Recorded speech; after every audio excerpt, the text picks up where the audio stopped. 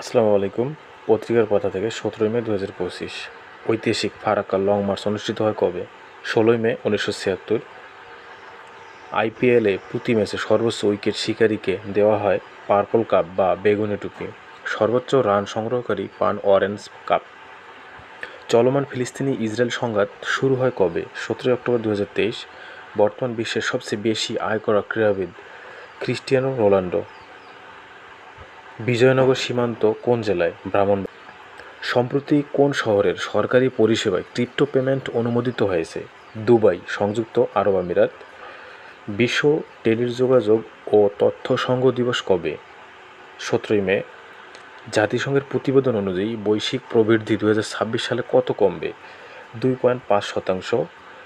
Watson কোন দেশভিত্তিক super computer?